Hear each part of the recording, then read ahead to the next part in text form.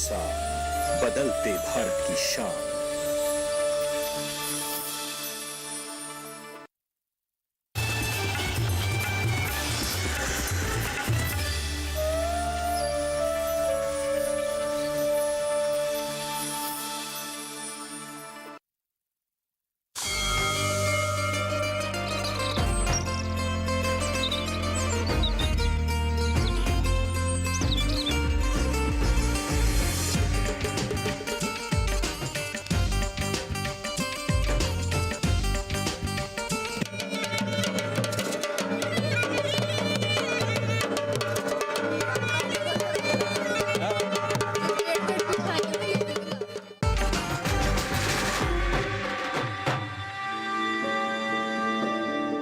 स्वागत है पहाड़ और नदी के किनारे पनपी सभ्यता की जीती जागती सुंदर तस्वीर अल्मोड़ा में।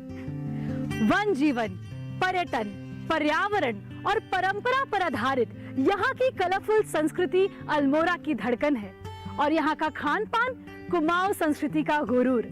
तो आइए चलते हैं और मिलते हैं यहाँ के लोगों से और जानते हैं उनकी जीवन शैली के बारे में। आपको दिखाएंगे कुमाऊं संस्कृति का हर रंग स्वाद के सफर के संग।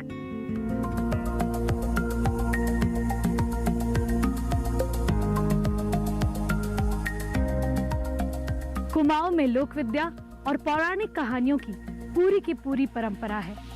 अजुआ बफौल, नरसिंह और घाना, पुरुख पंत और हरू सेन, गोलू, बिन भात और गानवारा की कथाएं यहाँ के बच्चों की जुबान से सुनी जा सकती है।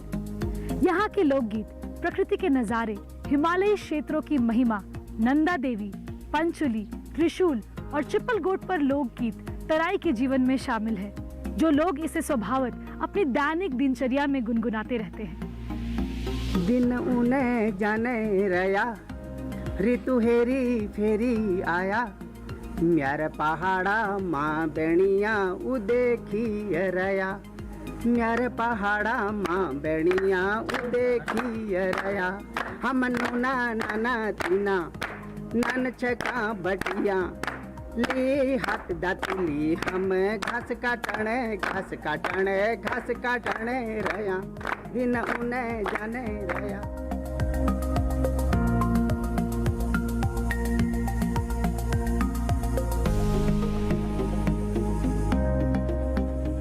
कोशी और सुयाल नदियों की तलहट्टी पर बसे अल्मोड़ा को स्वामी विवेकानंद जी ने अपनी लेखनी में कुमाऊं संस्कृति का गढ़ माना है। इस शहर में उनकी एक स्मृति भी है। कहा जाता है कि घोड़े की नाल की आकार का ये प्राचीन पहाड़ी कस्बा अपनी परंपरा के आधार पर सुखद और खुशहाल जीवन जीने वाला जिला है।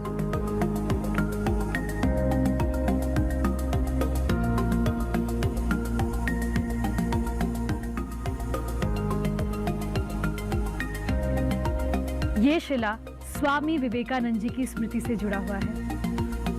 कहा जाता है कि अगस्त 1890 में जब स्वामी जी इस क्षेत्र की यात्रा कर रहे थे, तो ठीक इसी जगह पर उन्होंने रुककर विश्राम किया था। इस क्षेत्र का उल्लेख उन्होंने अपनी लेखनी में भी किया है। आज यहाँ बैठकर उनकी स्मृति से जुड़ना हमारा सौभाग्य है।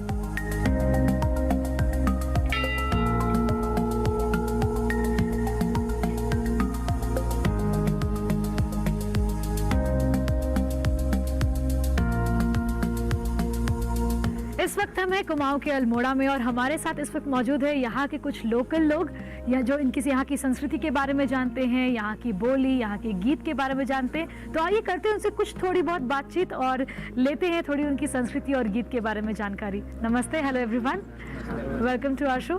तो जैसा कि हमने जितना भी जाना है कि कुमाऊं बहुत ही कल्चरली रिच जगह है, यहाँ की संस्कृति बहुत पुरानी है, यहाँ की बोलचाल, यहाँ की भाषा, यहाँ का ट्रेडिशन बहुत ही वेरिएंट है। पहाड़ो ठंडो पानी, सोनी कासी मीठी बाणी, पहाड़ो ठंडो पानी, सोनी कासी मीठी बाणी, छोड़नी लागेनी, हाय हाय छोड़नी लागेनी। वो ये कह रही है कि पहाड़ों को ठंडो पानी, पहाड़ों को ठंडो पानी, छोड़नी लागेनी हाय छोड़नी ये है उस वेदना को कि मैं इस पहाड़ को छोड़ना नहीं चाहता। इन गीतों की खास बात यह है कि ये हर परिस्थिति पे ये गीत गाते हैं, जैसे पर्यावरण हो या ह्यूमन इमोशंस हो, भाव हो, वेदना हो, संदेश हो, हर परिस्थिति के लिए, लाइफ के हर सिचुएशंस के लिए एक गीत है। और ये एक अच्छा मैसेज भी देता है लोगों को। अगर इस गीत को हम समझेंगे तो ये एक मैसेज भी है पूरी दुनिया को।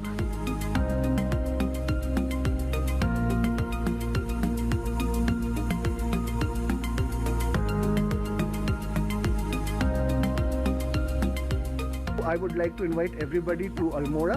आइए यहाँ पे आपको मौनी संस्कृति देखिए।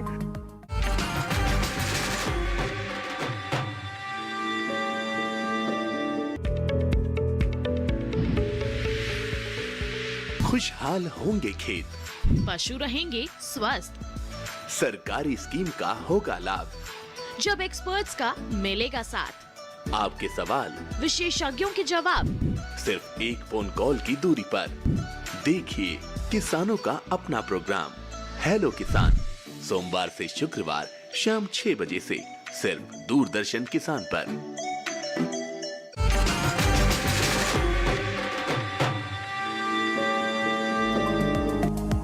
ब्रेक के बाद स्वाद के सफर में आपका स्वागत है और हम हैं पहाड़ों के खूबसूरत से शहर अल्मोड़ा में। वैसे तो पहाड़ की इन खूबसूरत वादियों में कई सारे शहर होते हैं, लेकिन हर शहर के खान पान का और उनकी रसोई का अपना स्वाद होता है जो बहुत ही विशेष और अनोखा होता है।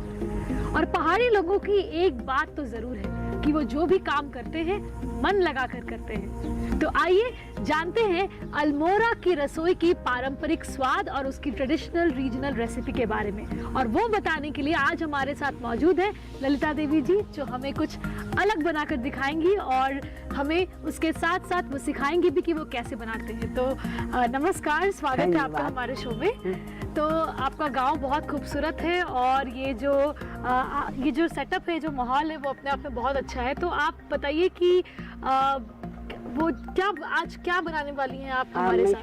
बिच्छू की सब्जी, शिशुन की भी करते हैं, बिच्छू भी करते हैं हमारे भाषा में इसे। बिच्छू की सब्जी, बिच्छू की। तो ये जो पत्ते हैं इसका नाम बिच्छू है? हाँ, बिच्छू पूरा डंडल पेड़ी बिच्छू का है। हाँ, तो ये बिच्छू कहने का क्या रीजन है, क्यों हम इसे बिच्छू आप बुलाते हैं? अरे ये बहुत ही लगते हैं पैर में, कहीं दर्द। हम पहाड़ में हमारे पास डंडल की शादी ना हम इसी में लगाते हैं, इससे भी दर्द भी ठीक हो जाता है इससे। अच्छा, ये दर्द देता भी है और दर्द को ठीक भी करता है? दर्द को ले जाता भी है अपने साथ। तो ये थोड़ा सा आई थिंक थोड़ा सा इसका मेडिसिनल वैल्यू भी है। हाँ, इसको हम यूज करते हैं, यूज करते खाते हैं, और इसको खाते भी हैं। बहुत खाते हैं, अच्छी टेस्टी सब्जी बनती है। तो ये जैसे कि आप ये जो साग देख रहे हैं, जो पत्ता देख रहे हैं, ये पहाड़ी एरिया में ज्यादा मौजूद है, पाया जाता है, मिलता है। और यहाँ के लोग इसका मल्टी डायमेंशनल यूज है। ये थेरेप्यूटिक भी है, इससे बहुत सारी चीजें ठीक भी होती है, दर्द ठीक होता है, स्किन की बीमारी ठीक होती है, और साथ में इसे खाते भी है। लेकिन इसका नाम बिच्छू इसलिए है क्योंकि इसे हम डायरेक्टली छू नहीं सकते, क्योंकि इसके छूने से थोड़ा ये डंक मारता है। जिस तरह से बिच्छू के डंक मारने से हमें थोड़ी सी झंझनाहट होती है, वैसे इसको छूने से होती है। तो इसे हम डायरेक्टली नहीं छूते हैं, इसको भी बनाने का एक प्रोसेस होता है, एक तरीका होता है। तो हम वो सीखेंगे कि इसको कैसे हम पहले बनाते हैं ताकि ये खाने लायक बन पाए। तो आप बताइए कि इसको हम कैसे स्टार्ट कैसे करेंगे? हम इसको गर्म पानी में डालेंगे इसको। तो सबसे पहले हमारे सामने है एक कढ़ाई में बहुत सारा गर्म पानी, उबला हुआ पानी, खौलता हुआ गर्म पानी, और उसमें हम डालेंगे ये बिच्छू के पत्ते। तो जैसे ये पत्ते हम गर्म पानी में डालते हैं, वो उसका जो डंक मारने वाला चीज है वो खत्म कर देता है, जला देता है। तो उसके बाद ये फिर खाना पकाने लायक बनता है। तो इसका स्वाद कैसा होता है? बहुत ही बढ़िया होता है, बहुत ही टेस्ट होते हैं। हाँ, तो ये पहाड़ी एरिया में पाया जाता है, इसीलिए ये यहाँ का पारंपरिक डिश है, ट्रेडिशनल डिश है, और लोग इसे यहाँ बहुत चाव से खाते हैं। इसको पीसते हैं? हाँ, पीसते हैं, अच्छा पीस के बनता है। तो इसका स्वाद कड़वा होता है, कैसा होता है? खाने के बाद ही समझ में आएगा कि ये टेस्ट कैसा करता है। सही बात है। 10 मिनट के लिए इसको हम गर्म पानी में उबालेंगे। तो इसको खाते किसके साथ हैं आप लोग? मड्डू की रोटी के साथ खाएंगे। कौन सी रोटी? मड्डू की रोटी। मड्डू की रोटी? हाँ, मड्डू की। तो ये जो भी चीज हम बना रहे हैं, that thing is exclusive to this place. तो यहाँ पे इनका स्वाद है, यहाँ के लोगों की मेहनत है, क्योंकि ये अपने खेत से चीजें खेतों में उगाते हैं, बहुत मेहनत करते हैं, खेतों में उगाते हैं, बाहर से नहीं खरीदते हैं। हाँ, बाहर जो से भी नहीं यूज करते हैं, चाहे वो साग हो, चाहे वो आटा हो, वो सब अपने खेत का खेत होता से करते हैं है। क्या? उसके पीछे बहुत मेहनत जाती है, तो बहुत बहुत ही ऑर्गेनिक होता है, तो स्वास्थ्य में भी बहुत, स्वास्थ्य के लिए भी काफी अच्छा होता अच्छा है। होता है स्वाद, बहुत ही मेहनत करते हैं हमारे गाँव में, सब कुछ ऐसा होता है।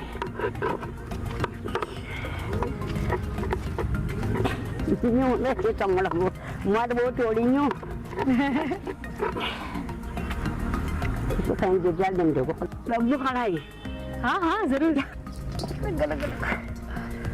अब ये तो हो गई वो बिच्छू के साग। हाँ, हो गया। लेकिन इसको बनाने के लिए और क्या क्या चीजों की जरूरत पड़ती है? तो इसमें पहले तेल चाहिए सरसों का। सरसों का तेल। हाँ, सरसों का तेल। तो ये है सरसों हाँ, का सरसों का तेल, तेल, लाल मिर्ची, सूखी लाल मिर्च, हाँ, सूखी लाल मिर्च, और ये लहसुन। ये लहसुन, ये तड़का देना पड़ेगा। तो इसको बनाने के लिए, सब्जी को बनाने के लिए बहुत सारी चीजें हैं हाँ, हमारे बहुत पास। क्या है सारी ये? देखिए ये पहाड़ में होता है। देखिया? हाँ, बहुत ही बढ़िया होता है। देखिए जिस तरह से सरसों या जीरा का हाँ, तड़का हाँ, डालते हाँ, वो अच्छा हम हैं, उस इसको तरह डालते से हैं। इसको डालते हैं। डाल दे, टेस्ट बनते तो इसका टेस्ट भी अलग आता अलग होता होगा। है। सही बात है। तो आज का स्वाद बहुत ही यूनिक है, क्योंकि इसमें सारी ऐसी चीजें जा रही है तेल डालो बेटा। जो हमने हाँ। कभी नहीं चखी है। देखिए तो ये जाएगा सबसे पहले इसमें सरसों का तेल। तो इसमें हम कोई भी पिसा हुआ सामान नहीं है हमारे पास, तो इस तरह से मिर्च को तोड़ तोड़ के डालना है। हाँ, तो अच्छी उसी में मिक्स अच्छा, कर पूरे देना। अच्छे से हाँ, उसको उसी में मिक्स हो हाथ जाएगा। से तोड़ तोड़ के हाँ, उसी में मिक्स हो डालेंगे, जाएगा। ताकि वो थोड़ा अच्छे से उसका वो ना तेल में उसका स्वाद आ जाएगा ना, और मुँह में हरी सब्जी के साथ अपने आप आ जाएगा। अपने वो पूरा अच्छे से मिक्स हो जाएगा। तो बहुत ही तीखा, हाँ, सही बात। चटपटा। चटपटा। हाँ, हाँ। मुझे तो लग रहा है कि काफी स्वादिष्ट होने वाला स्वादिष्ट है। बनने वाली है सब्जी। हाँ। और ऐसे जो एकदम लोकली चीजें बनती है ना, जब हम एकदम उसको लोकल लेवल पे बनाते हैं, एकदम ऐसे खुले में चूल्हे पे। डाल दो कि होगा। हाँ हाँ डालिए। हाँ हाँ। हाँ, कितना स्वाद आ गया। तो अब उसमें जाएगा जेखिया, जो आपने बोला था। हाँ, हाँ, देखिए जरा। तो इसमें सरसों का तेल गर्म होने के बाद इसमें लाल मिर्च, लहसुन और जेखिया डाला है, और उसके बाद इसमें डालेंगे हींग। हींग, हाँ, इसको ढकना है। थोड़ा स्वाद के अनुसार हींग भी डालना है। जी। ज्यादा थोड़ी लो। हो गया। हाँ हाँ हाँ। हाँ, हींग डालने से एक अलग तरीके की खुशबू हाँ, आ रही है। हाँ। तो इसमें अब जाएगा जो हमने बॉईल करके जो हाँ। ये बिच्छू वाली साग हाँ। पीसी थी हमने, वो अब जाएगी। इसमें जाएगा। डाल दूं? डाल दीजिए।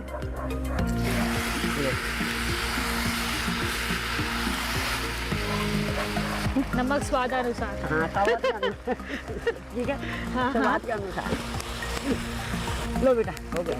तो नमक डालने के बाद इसमें धनिया और जीरे का पाउडर हाँ। मिक्स किया हुआ। तो देख रहे हैं आप कितने कम से कम चीजों के साथ ये हाँ। साग, ये सब्जी तैयार हो सब्जी रही है, तैयार है, सही बात जिसमें है। ना प्याज है, ना टमाटर हाँ। है, ना बहुत सारे मसाले हैं, फिर भी इसका स्वाद जबरदस्त आने वाला है। हाँ, सही बात है। तो इसे कितनी देर पकाएंगे हम? बस हो गया ये, थोड़ी देर पका, पानी बट जाता है इसके बाद। पानी सूख जाएगा जब इसका, तो उसको सिर्फ हरी सब्जी बोलते हैं, ऐसा कुछ इसका नाम नहीं है। और दूसरा नाम पहले बिच्छू बोलते हैं, पक गया। बिच्छू, जब बिच्छू पक अच्छा, गया। बनने के पहले बिच्छू और बनने के बाद हरी सब्जी। हरी। माता जी मड्डू का आटा तैयार कर रही है हाँ, रोटी के लिए। हाँ। तब तक मैं सब्जी ये को- जो साग जो बन गई है उसे मैं ठंडी प्लेट कर में ली। निकाल लेती हूँ, हाँ। ठंडी कर लेती ठंडा हूँ। कर लेती हूँ। तो तब तक हाँ, ये साइड से इससे निकाल कर सीधे बेटा आगे आगे ले जाए। वाह, कितना अच्छा बन रही है। तो क्या खास बात है मड्डू में? क्या बात है, इससे शरीर मोटापन नहीं बढ़ता है। अच्छा, वेट गेन नहीं होता है? हाँ, और शुगर नहीं होगा। शुगर भी नहीं होगा? नहीं होगा, डायबिटीज नहीं होगा। अब बाकी शुगर क्या नहीं होगा, चाहिए? डायबिटीज नहीं कहाँ से होगा। होगा, फिर कहाँ से होगा? जी। दवाई कहाँ से खाएंगे? तो ये जो आटा है वो स्वास्थ्य के लिए इतना अच्छा है, डायबिटिक लोगों के लिए बहुत अच्छा बहुत है। अच्छा शुगर है। लेवल इंक्रीज नहीं होता है, शुगर लेवल को बैलेंस रखता है, हाँ। वेट गेन नहीं होता है, वेट लॉस के लिए अच्छा है।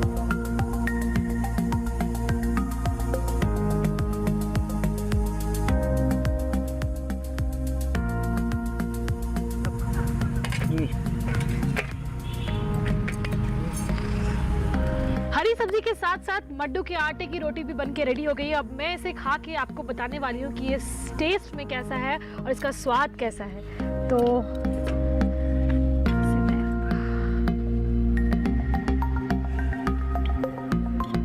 और साथ में है हमारे पास देसी घी, जो रोटी पे डाल के खाने से आपको पता है कि इसका स्वाद क्या होता है? क्या हो जाता है। तो देसी घी के बिना रोटी तो अधूरी है। क्या साग बनाया है आपने? अच्छा बना। बहुत अच्छा, इतने प्यार से आपने बनाया, इतने हंसते हुए बनाया। अच्छा मैं आपको बताना चाहती हूँ कि जितना ही अनोखा इसका नाम है, ये जो साग है ये बहुत ही स्वादिष्ट है, और खासकर ये जो रोटी का कोई कॉम्बिनेशन है इसके साथ, उसकी वजह से इसका टेस्ट और ही बढ़ गया है। जब भी आप पहाड़ी एरिया आए आप ये साग ज़रूर ट्राई करें, क्योंकि ये स्पेशली इस रीजन में मिलता है। लेकिन हाँ, मड्डू के आटे को आप अपने डाइट में ज़रूर इंक्लूड कर सकते हैं, क्योंकि ये बहुत ही हेल्दी है, स्वास्थ्य के लिए बहुत अच्छा है, सारी बीमारियों को दूर करता है, शुगर, वेट बैलेंस सब चीज़ के लिए सही है। तो इट्स अ कंप्लीट मील जिसे खा के स्वाद तो मिलता है और सेटिस्फैक्शन भी मिलता है। थैंक यू सो मच, आपने इतने प्यार से ये हमें बनाना सिखाया, प्यार से खिलाया, इसको स्वाद भी कराया, और हमारे दर्शकों से भी यहाँ की ट्रेडिशनल पारंपरिक डिश शेयर की, और भी इतने हंसते हंसते। आपको बहुत बहुत धन्यवाद। धन्यवाद। ये थी यहाँ के स्वाद की बात, यहाँ की रसोई के बात। लेकिन इसके बाद चलते हैं और मिलते हैं ये शहर के लोगों से और जानते हैं उनका नजरिया इस शहर के बारे में।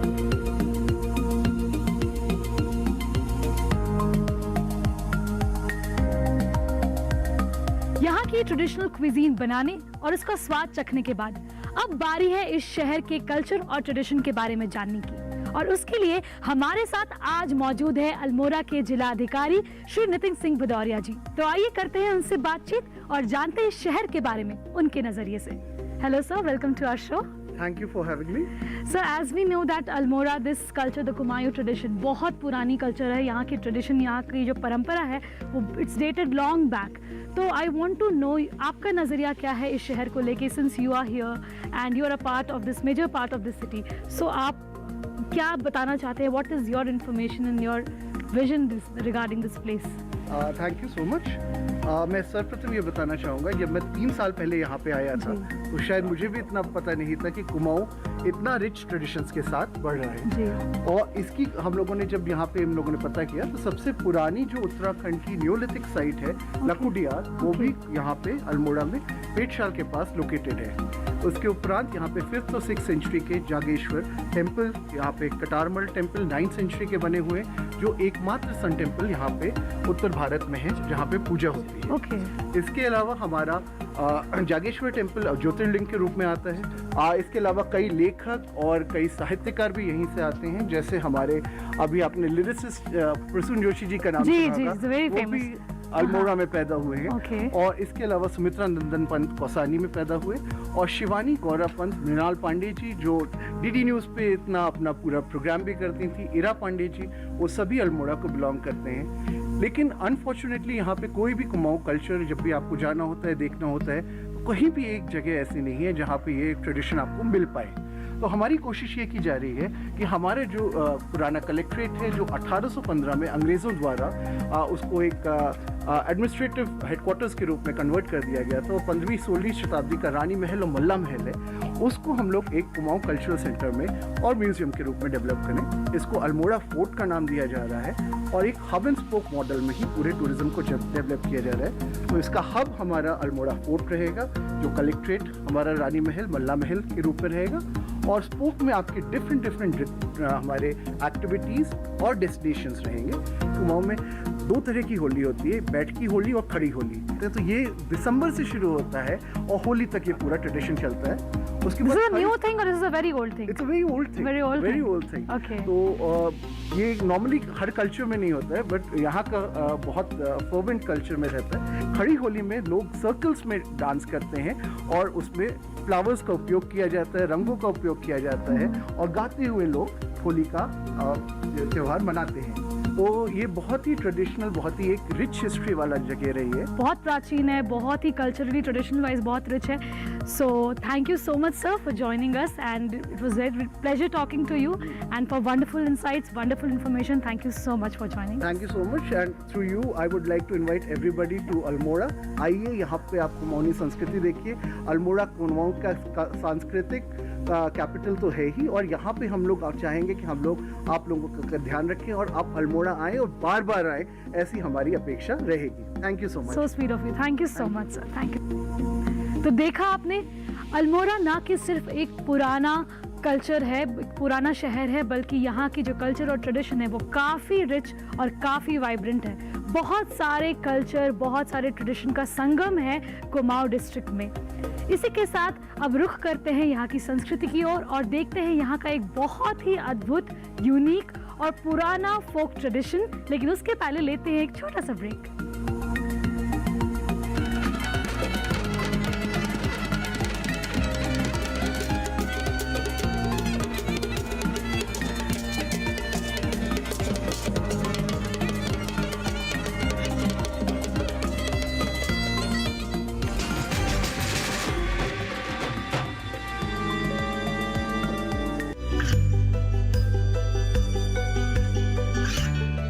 गांवों और पिछड़े क्षेत्रों में सरकारी योजनाओं की जानकारी पहुंचा।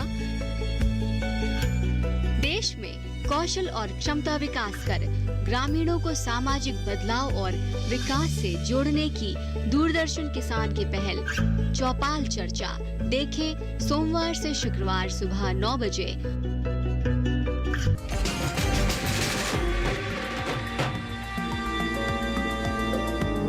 बहुत ही अनोखा और अद्भुत फोक नृत्य है छोलिया, और इसी के बारे में कुछ जानकारी देने के लिए हमारे साथ जुड़े हैं दीवान रमारिया जी। स्वागत है आपका हमारे शो में। आप हमें बताइए इस फोक डांस के बारे में जो बहुत ही पुराना है, हजारों साल पुराना है, तो इसकी हिस्ट्री क्या है, ये कैसे उत्पन्न हुई? हजारों साल पहले ये जो छोलिया टीम है, जंगल जब लोगों के पास कोई भी संसाधन मतलब संगीत के नहीं हुआ करते थे, उस समय ये कला विशेषकर शिल्पकार वर्ग के लोग इसको यूज करते थे। और बाद में ये कला इतनी विकसित हुई कि जो आज सारे वर्ग के लोग इस कला को यूज करते हैं। विशेषकर बीच में थोड़ा शिल्पकार 80 के जो लोग हैं उनका जो मान सम्मान में थोड़ा कमी आई ही इस वाद्य यंत्रों के कारण बीच में ये कला थोड़ा लुप्त होने लग गई थी। फिर सरकार ने इन कलाकारों को थोड़ा प्रलोभन दिया और इनकी महत्ता को समझा और इनको थोड़ा सा लोगों के सामने में लाने का काम किया, तो आज ये कला फिर से जागृत होने लगी है और लोगों के सम्मुख फिर पेश हो रही है।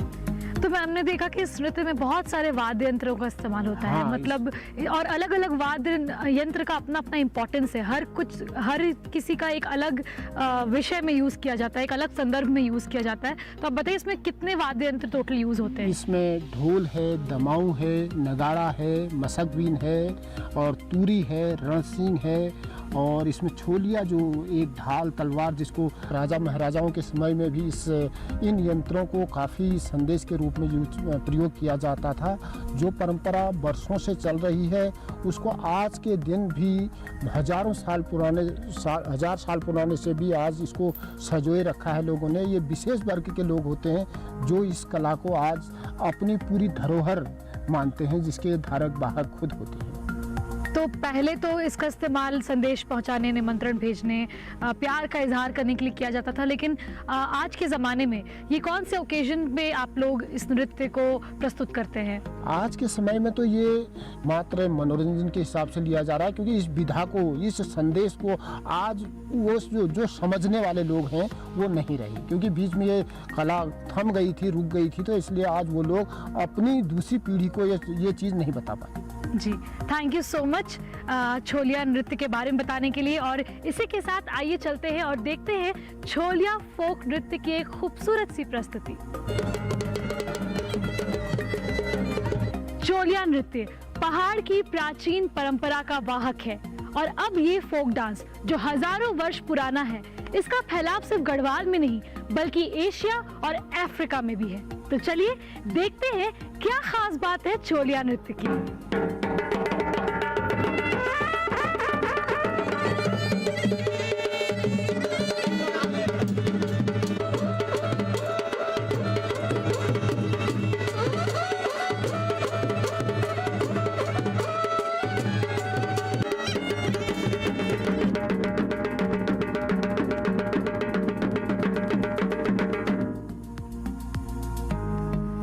ये थे स्वर ढोल और दमाऊ के।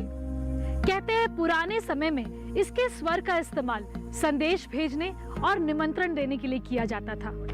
इनके स्वरों की कई विभिन्नता है। कहते हैं कि इनके स्वर से ही समझ में आ जाता था कि ये शोक संदेश है या किसी खुशी का निमंत्रण।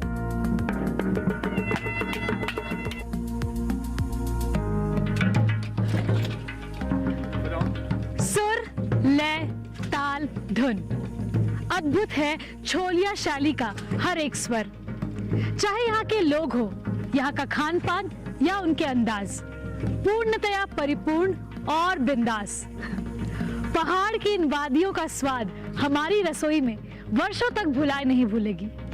किंतु अब वक्त आ गया है अल्मोड़ा से विदा लेने का। फिर से आपको लेकर चलेंगे एक नए शहर और आपको दिखाएंगे वहां की संस्कृति का नया रंग। तब तक के लिए बने रहिए हमारे साथ और देखते रहिए डीडी किसान। नमस्कार।